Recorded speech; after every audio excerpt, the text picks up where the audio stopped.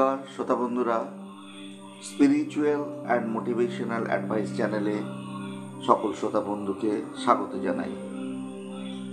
আজকে আমি আপনাদের কাছে একটি নতুন বিষয় নিয়ে একটু আলোচনা করব। সেটা হচ্ছে যে স্বামী বিবেকানন্দের শ্রী রামকৃষ্ণের প্রতি যে দৃষ্টিভঙ্গি ছিল, মায়ের প্রতি কিন্তু সেই দৃষ্টিভঙ্গি ছিল না।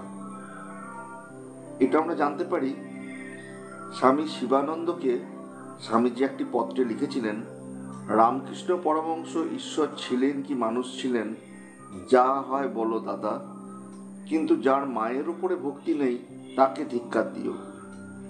নিরঞ্জন লাঠিবাজি করে, কিন্তু তার মায়ের উপরে বড় ভক্তি, তার লাঠি হজম হয়ে যায়। শ্রী মায়ের সম্পর্কে স্বামীজির এই গোঁড়ামির কারণটা কি? শুধু আমেরিকা যাওয়ার প্রাক্কালে শ্রী মায়ের আশীর্বাদ লাভ এবং আমেরিকায় স্বামীজির অসাধারণ সাফল্যের পিছনে শ্রী মায়ের আশীর্বাদের প্রভাব উপলব্ধি স্বামীজির এই মনোভাবের সৃষ্টি করেনি। তাদের সকলের জীবনে তথা রামকৃষ্ণ সংঘের জীবনে এক বিরাট সংকট মুহূর্তে স্বামীজি এবং তার গুরুভ্রাতারা শ্রী মায়ের কাছে যে প্রাণপ্রদ অনুপ্রেরণা, উৎসাহ এবং সহানুভূতি লাভ করেছিলেন তা স্বামীজির হৃদয়ে সবচেয়ে কোমল স্থানটিকে স্পর্শ করেছিল। বাস্তবিক শ্রী মায়ের সহানুভূতি এবং আশীর্বাদ যদি সে সময় না আসতো, তাহলে কয়েকটি নির্বান্ধব নিঃসহায় তরুণের পক্ষে রামকৃষ্ণ সংঘের সূত্রপাত করা কখনোই সম্ভব ছিল না।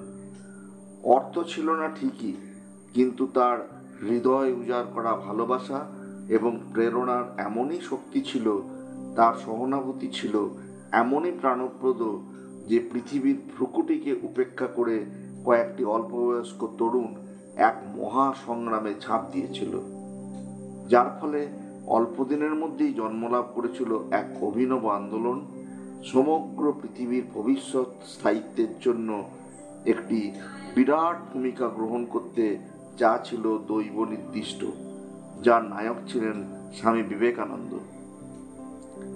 শ্রী মায়ের সঙ্গে স্বামীজির পূর্ব উল্লেখিত সাক্ষাতের সময় গোলাপ মা অনুচ্চ স্বরে উচ্চারিত শ্রী মায়ের নিম্নোক্ত কথাগুলি স্বামীজিকে শুনিয়ে বলেছিলেন, ঠাকুর তোমার মাধ্যমে এই সব মহৎ ও বৃহৎ কাজগুলি করাচ্ছেন, তুমি তার চিহ্নিত শিষ্য ও সন্তান।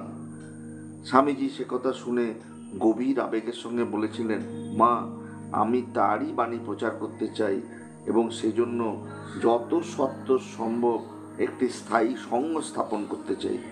কিন্তু আমার দুঃখ হচ্ছে এই জন্য যে আমি যত দ্রুত করতে চাই তা পেরে উঠছি না।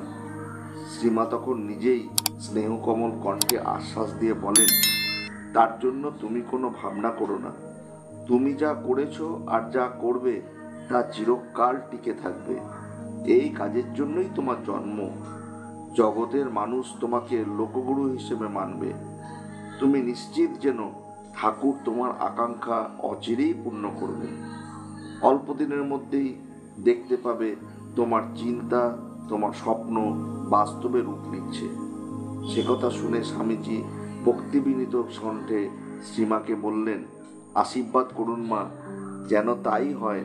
আমার পরিকল্পনা যেন সত্তর ফলপ্রসূ হয়। শ্রীমায়ের এই আশীর্বাদ সত্য হয়েছিল। শ্রীমায়ের সঙ্গে সাক্ষাতের মাসাধিককাল পরেই 1897 সালের 1 মে স্বামীজি আনুষ্ঠানিকভাবে শ্রী রামকৃষ্ণ মিশন তথা রামকৃষ্ণ সংঘের প্রতিষ্ঠা করেছিলেন। প্রসঙ্গক্রমে উল্লেখ্য যে এই সংঘের জন্য শ্রীমা শ্রী শ্রী ঠাকুরের কাছে কাতরভাবে প্রার্থনা করেছিলেন। শ্রী মায়ের প্রেরণা ও আশীর্বাদ এবং শ্রী রামকৃষ্ণের কাছে তার প্রার্থনার ফলশ্রুতি রামকৃষ্ণ সংঘ। বাস্তবিক শ্রীমা স্থূলদেহে না থাকলে শ্রী রামকৃষ্ণের ত্যাগী পার্শ্বদগণ কে কোথায় ছড়িয়ে পড়তেন কে জানে। তার পরোক্ষ প্রভাবে এবং তার স্নেহের আকর্ষণে কালক্রমে এই সংঘের জন্ম সম্ভব হয়েছিল। স্বামীজি তাই তাকে সংঘজননী রূপে গুরুভাইদের কাছে বর্ণনা করেছিলেন। নমস্কার শ্রোতারা, আজকের মতো এইটুকুই।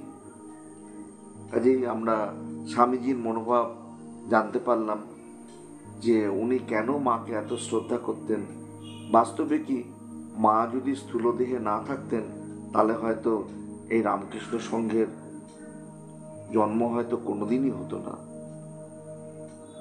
আপনাদের কেমন লাগলো কমেন্ট বক্সে কমেন্ট করে জানাবেন। ভালো লাগলে অতি অবশ্যই চ্যানেলটি সাবস্ক্রাইব করে নেবেন। আজকের মতো এইটুকুই। আবার নতুন কোনো গল্প, কাহিনী, উপদেশ এবং বাণী নিয়ে আপনাদের সঙ্গে মিলিত হব। ভালো থাকবেন সবাই।